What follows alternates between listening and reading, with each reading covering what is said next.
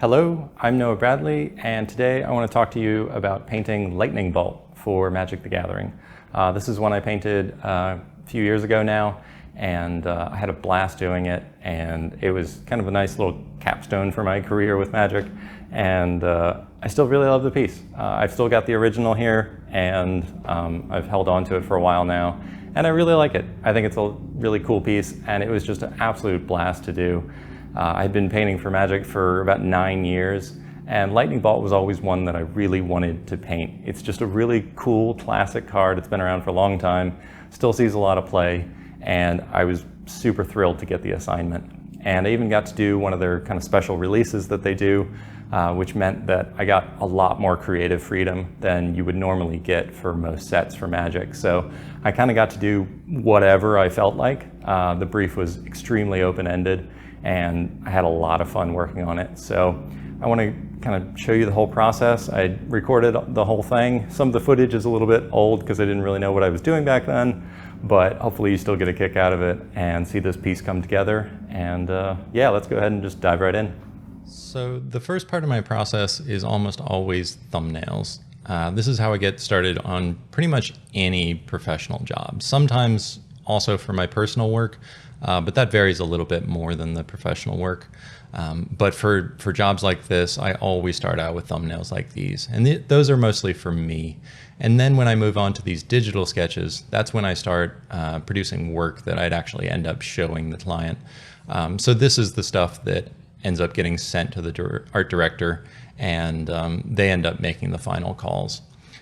So I had, as I mentioned, a lot of creative freedom with this. So I had a lot of fun exploring different color palettes and compositions and all that kind of stuff. And honestly, I think all of the sketches could have been cool.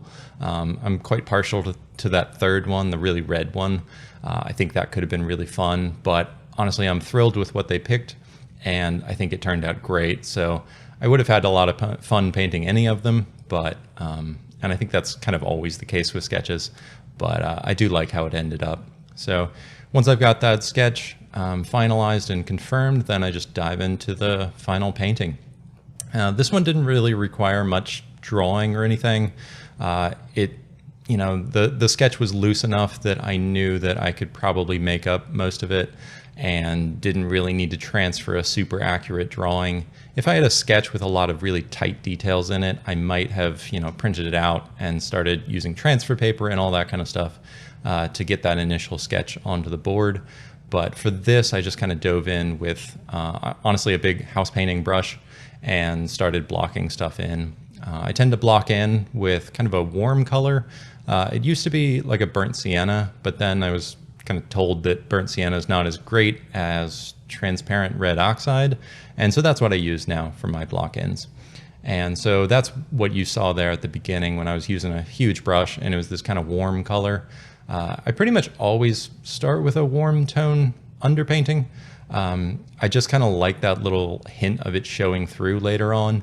And so I tend to start my stuff out that way. You can see I'm also playing around with some palette knife stuff. I'm trying to be pretty loose and free with this initial start.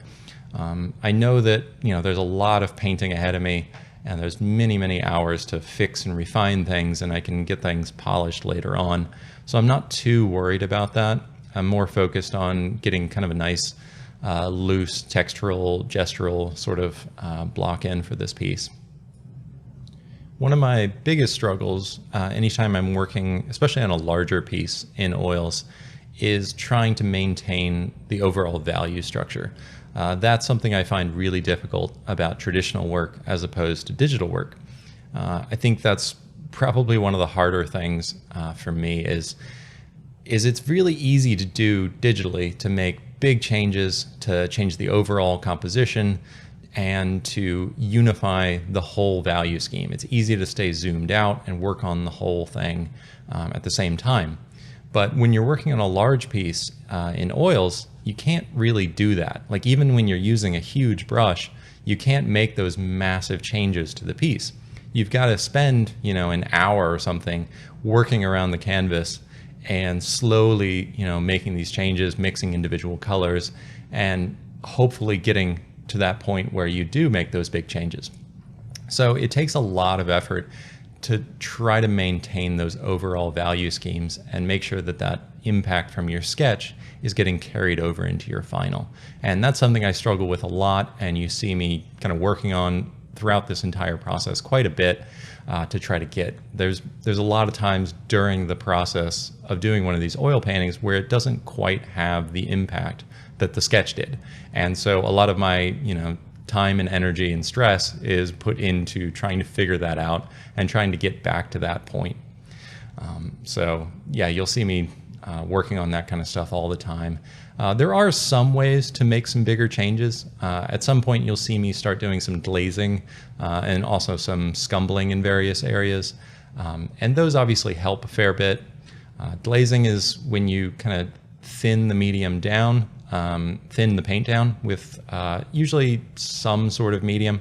It varies depending on what you're after, but I believe for most of this I was using Liquin, which is just wonderful. I don't use it quite as much anymore, but I do love it, and it helps for a lot of things, but for glazing it's quite nice. One of the great things about it is that it does dry so fast. It speeds up the drying time a lot for oils. So I can usually do a new coat on a painting pretty much every day. So I can sit down there for a few hours and do another session each day, and work on something that's completely dry each time, which is a big help, because for anyone who has worked in oils, they remember the struggle of trying to work into sort of kind of wet paintings, and it's usually not a lot of fun.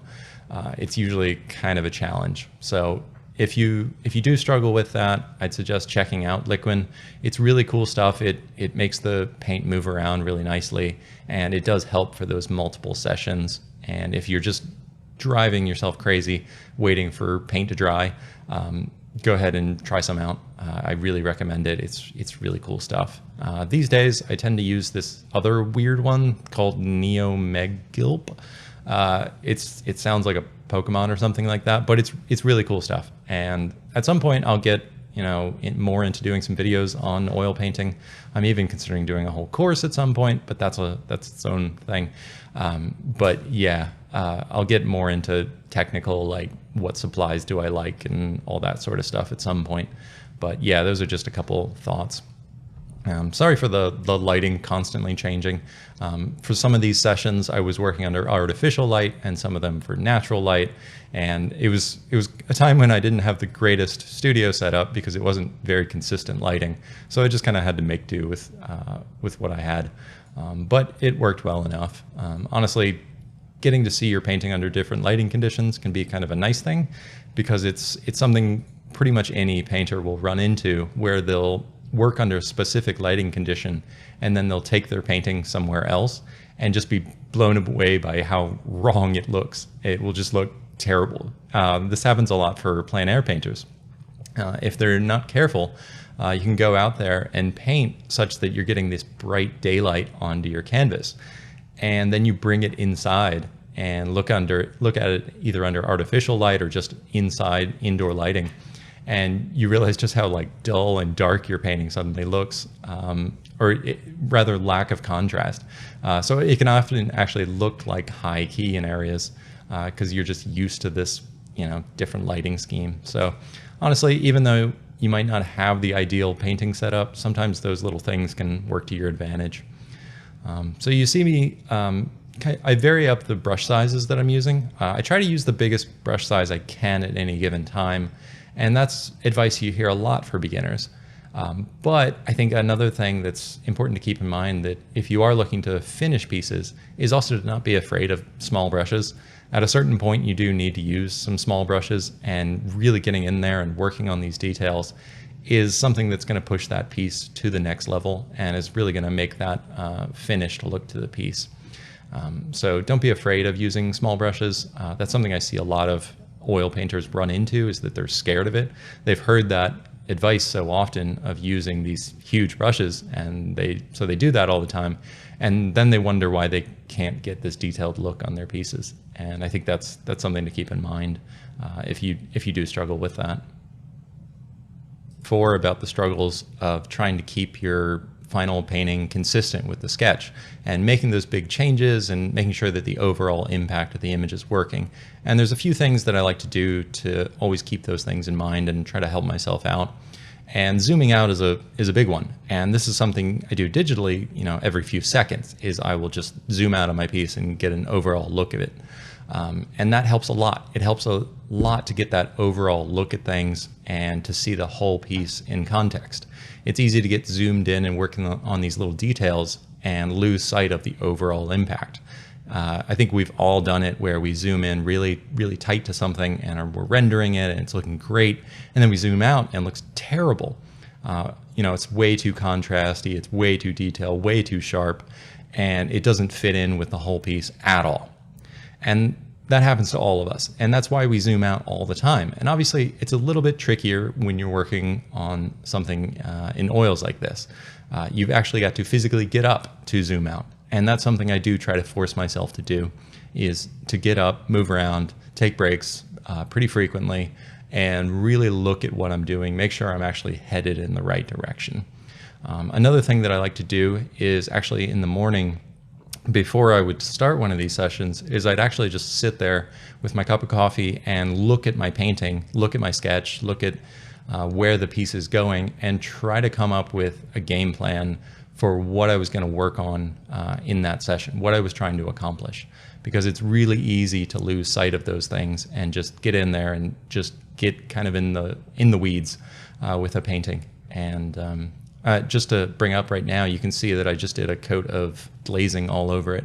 So I'm taking a dark kind of black blue color, thinning it down with a bunch of medium and lightly going in around the edges just to sort of unify the values, darken the values, and bring up the impact of the piece a bit. It was one of those times when I sat down in the morning and I realized that it was looking kind of weak and it didn't quite have the effect that I wanted it to.